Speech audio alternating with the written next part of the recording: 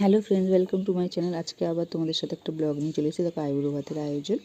তো এই হলো আমাদের বাড়ির বড়ো ছেলে, ওর আইবুড়ো ভাত হচ্ছে বিয়ের আগের দিন। স্থানীয়দের মধ্যে এই নিয়ম, ঘটি যারা।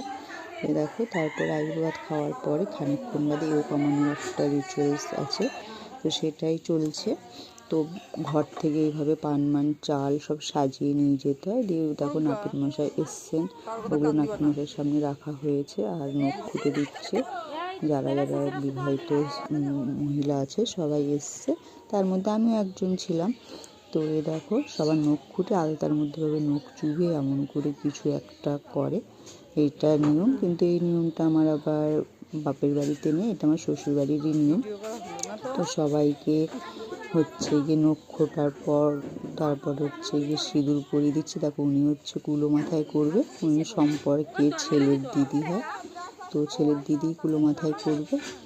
তারপরে সবাইকে মাথায় তেল দিয়ে দেওয়া, সিঁদুর দিয়ে দেওয়া, তারপরে সবাই মিলে আলতা পরে নিল। তারপর বাড়ি যাবার সময় সবার হাতে হাতে একটা করে পান দিয়ে দিয়েছে, আর কুলোর মধ্যে যে চালগুলো